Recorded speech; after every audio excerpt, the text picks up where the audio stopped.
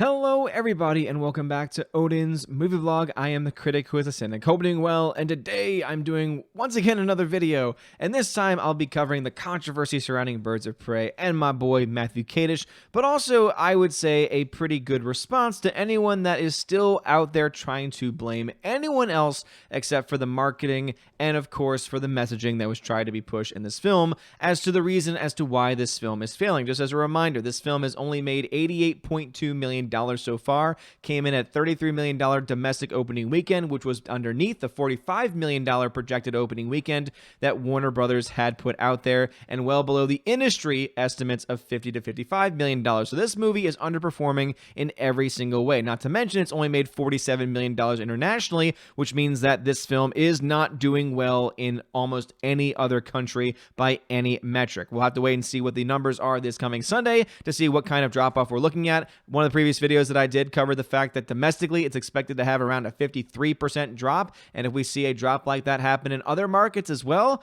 you could pretty much just say, all right, you're done.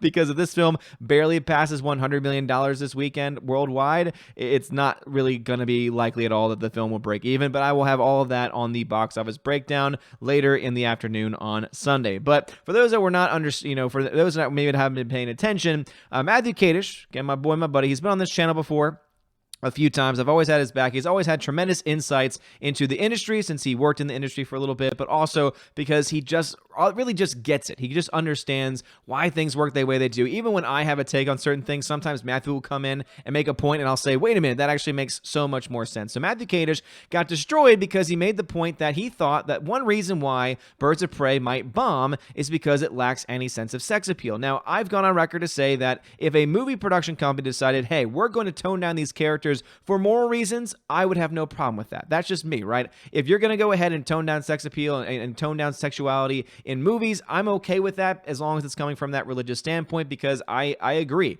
If it's, we're dealing with this morally, if it's all about having it be a moral issue, I'm a religion teacher. I'm a Catholic, I'm a Catholic teacher. I understand that. I get that. And I totally respect that. However, that's not what they were doing here. Instead, they were trying to push a political point of view, trying to say, we're going to make the characters the way that we want to make them, and the way that we want to make them is to make them comfortable. But by doing so, we're going to isolate essentially part of our audience, because here's the thing that Matthew points out.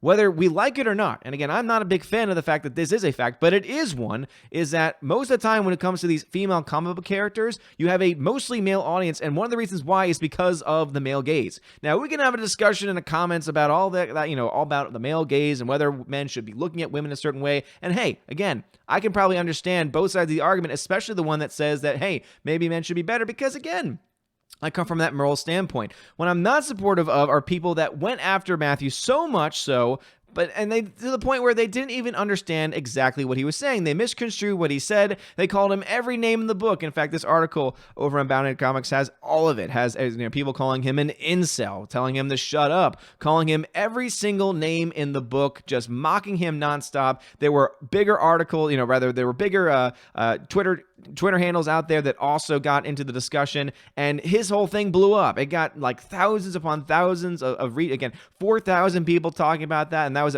just at one point in it, and it's just insane to me that happened. And again, it says here, they removed any sex appeal that from these characters had to appeal to female girl power audience instead of the core male comic book audience. They literally don't know who they're making this movie for, and that's the point that I've made all throughout, is that they had no idea who they were making this movie for. It was very clear that they had no idea. What they weren't making for their core audience because they were changing the characters so much. Not to mention that, though, they weren't changing or toning down the sex appeal because of a moral reason. They were doing so for woke points. They were doing so for girl power points, and that was the main thing that they were trying to do. The problem is that they ended up driving not just men away, but women away as well. So Matthew Kadish is actually now vindicated, because this film is now indeed set to flop. Again, people were calling him out for not just the words he said, but also saying, oh, this film's not going to flop, it's going to prove you wrong, etc. Sure enough, it underperformed in every single category. But here's the best part about it. Matthew Kadish has really, truly been vindicated in more ways than one based off of some analysis from that weekend, from that opening weekend of Birds of Prey. Here's some fun facts, some fun figures. You all know I love my statistics. I love my figures. So here are the breakdowns of attendance for movies in every single major demographic. So millennium females, one could argue that 18 to 30-year-old range, that's probably a pretty good range of who they're trying to get to go see Birds of Prey. Let's see, out of all all their movies they saw, 58.9% of them saw Birds of Prey. That sounds good. That sounds delightful. Oh, wait, millennial males, 18 to 30 years old, 66% of them went to go see Birds of Prey. Huh. That's a plus 35.4% percentage increase compared to last weekend's numbers at the box office. Wait a minute. Wait. More men. Wait. In the millennial. Okay, maybe that's just that statistic. Maybe that's just the millennial category. Okay, millennial category. Okay, the men win there. But Gen X. Oh man, Gen X. They're the ones gonna prove everyone else wrong. Gen X, those 30 to 50-year-olds. Let's see. Where do they fall into this? Oh, let's see. Women, 41.4%. Boom, there it is. Wait, a negative 8.6% drop from the previous weekend and opening week for that film, and 41.4. Maybe the men did worse. Wait, no, 56.5%. Wait, so a higher percentage of Gen X males went to go see it. Okay, hold on. Let's go with the 50-plus demographic. Those old people, they are the ones that want to go see Birds of Prey, right? They're the ones that this movie's made for. Oh boy, let's see. 18.6%. Boom, right there. That's a high percentage for old people. Oh wait, that's a loss of negative 21.4% from last weekend's all-around movies. So that's a loss. So people really didn't go out of their way at this age rank. And let's see, well, maybe the men are 32.2%. Oh, so actually more, 50-plus men, and they had a decrease too. But wait a minute, it's not as nearly as big of a decrease as there. So as every single category shows, they didn't have an audience. Now, some might argue saying, well, this is not covering the Generation Z demographic, and you go, oh, it's for the Gen Z people. Here's the problem, is that doesn't work either. You want to know why? Because the movie's rated R. And because the movie's rated R, you can't get into that category underneath then unless you're talking about people sneaking into the movie. And if you're talking about people sneaking into the movie, that's not going to be nearly enough to be able to, one, be able to calculate, and two, really count for anything, because that number could just be anywhere in the ballpark. So not only is Matthew Kadish right in that they did do all these things, and it was not for morality. Again, if it was for morality, I would be going against Matthew here, but they didn't. They did it for girl power. They did it for politics, and that's all that it is, and that's all that modern Hollywood is these days. But also, he said they don't know who they're making this for. They don't know what their audience is going to be. This is going to push people away. And what's interesting to me is that it didn't just push men away, because even though this breakdown happened, even though more men went to go see it than not, and some might argue, well, his point's wrong because guess what? Look, men still want to go see it. The problem, though, is that men and women both didn't really didn't end up to see this movie because of this box office number right here. You know, if we're talking about gigantic box office numbers, then maybe you could have a point.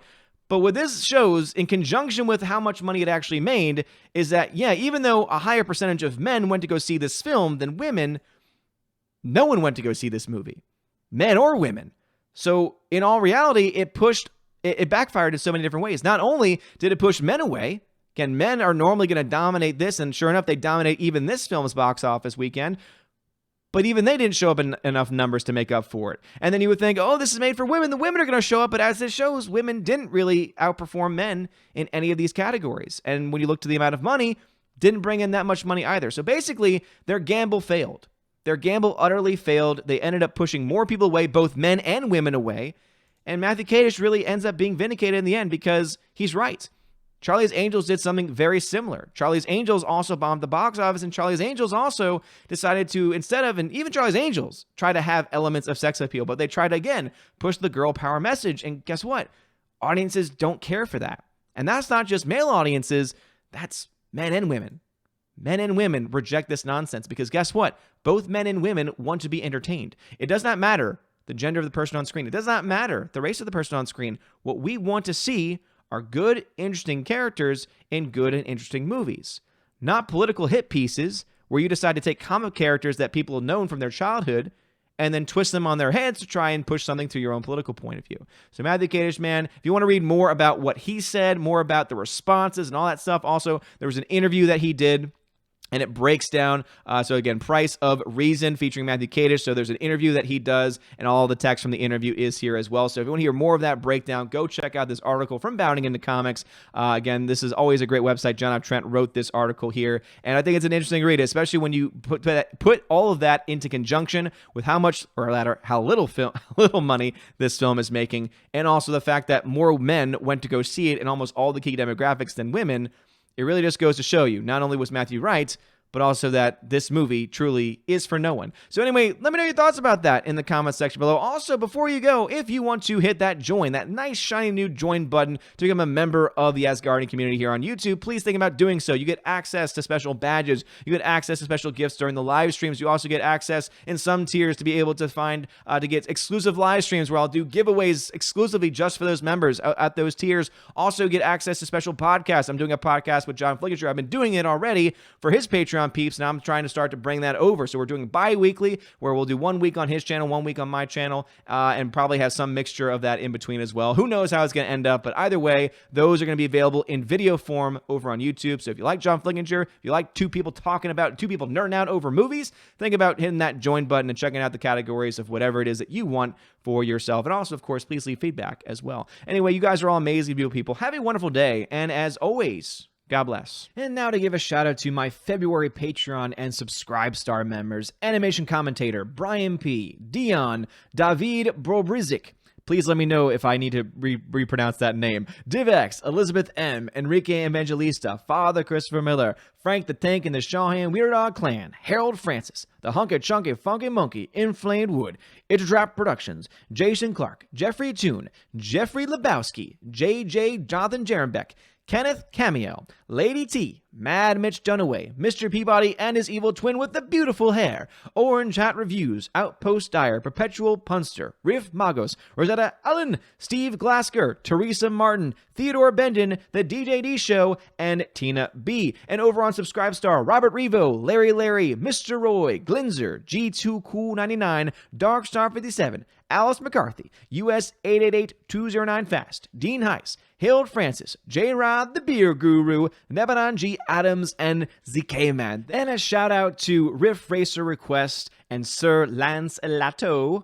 You rock. Thank you very much for being my Patreon Subscribestar members for the month of February. And if anyone else decides to join, at the next couple of days or so, I will add you into this list as well. You guys freaking rock. Have a wonderful one. And as always, God bless.